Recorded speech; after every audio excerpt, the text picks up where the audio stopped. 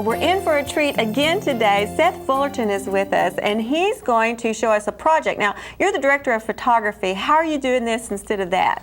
Well, I just make sure that, the camera's in focus before I get to the table, but everybody here takes care of me when I come up here. All right. Well, you've got a great project. Did Jen do this? Yeah, she did. It was really fun, and what we started out with is some charger plates and did a gold leafing technique, but using the crafting foil and the stick and hold as opposed to using the gold leafing, which they tell me at least it's kind of harder to come by these days, and it's a much more intricate technique, and we tried to get kind of the similar look. It is very similar, and it's probably a whole lot less expensive, and the look is really close to the same. Well, it was a fun technique, it was something that it's different layers, and on the charger plates there's actually, if you can see, they're actually painted underneath, a little different color to shine through the gold foil, and that one's red, and that one kind of takes on that extra little look.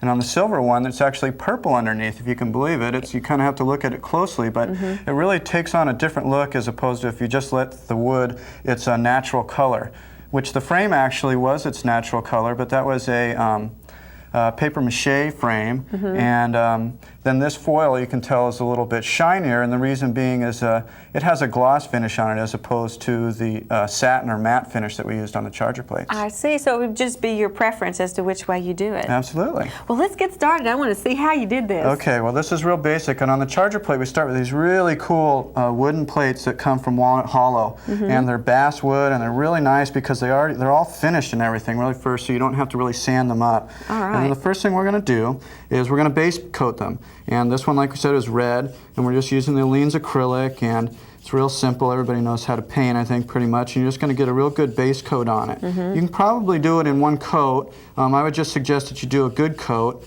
You are going to have the foil over the top, but you want to have it consistent, all the way across. All right. So that's what you're going to want to do first. And then what you're going to want to do once you've let it dry, and I will mention that you want to do all the way around the back and the front. Okay. And then so you let that dry, and then we're going to take the Aleene stick and hold, and what we've done is we've cut it up in just random shapes. They're basically squares, but we're not being real consistent, and we don't really care about the size and that type of thing. And then what we're going to do is we're just going to peel them off. It doesn't matter which side you're using. You don't necessarily need the graph for this. Right. So whatever side. It's a little easier for me to peel up the side, especially since I don't have any fingernails, that some of you have that little advantage over me, so it makes it a little easier for me to peel up. So what I'll do is you're just going to put these all over your plate, and really, but you don't want to overlap them at this point. Okay. So you're going to leave spaces, and that's kind of the key to this.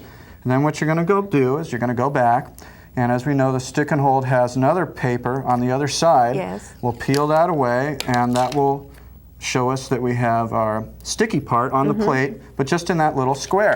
Well, this really works good because when you're actually gilding, then you are using squares of the gold, so it looks really similar. Right, and what's good about it is that you can, like I said, it's fun in that you don't have to be precise. It's random, you can just have fun and enjoy yourself doing it. Okay, so the next thing you're going to want to do is you're going to want to come in, and I suggest pulling up these one at a time. Okay. Because this stuff is real sticky, and the foil, if you don't have foil on something, it's just a plastic, it'll stick to it. It'll be difficult to peel up. Okay. So as we've learned many times on the show, you put the foil part up, and you're just going to go in, and you don't have to be, again, like we've talked about before, real precise. It's okay if there's a few spots that don't necessarily cover 100%, because that's where your color is going to peek through. And if you get a spot that's like this and you're not that happy with it, what we're going to be doing is, I'll show you, is we're going and layering over so that that won't be a problem. You just layer back over. Okay. And let me step forward. Okay. And pull up another plate, and as you can see, we've got a whole bunch all over the place here. And then I've put a few more. Then what you're going to want to do is come back, and we're going to want to fill in all the little gaps. Right. And as you see, the gaps get smaller and smaller, so your pieces of stick and hold can be smaller and smaller, and you can be efficient. And you want to stay away from putting the clear plastic on there. So I try to go to where I have a clean piece. If I have extra in between, can save it for another project. You know, don't try and be too super frugal, because in the long run, it'll probably come back to hurt you a little bit. Okay. All right? So that's what we're going to do, and just going to fill in the entire plate. Man, I love this project. It's so cool. Now, I like it because it's all this patchwork. You wouldn't want to start doing little squares and triangles and things, would you? Well, you actually could if you wanted to. It would just be more time consuming, and it would just be a matter of that. your particular look. And then real simple at the very end, just so that you make sure that because you don't have any sticky part left, you're going to want to come back in with either some type of varnish. We used a satin varnish on the charger plates, or you can do with the gloss, whichever you like, and that's all there is to it.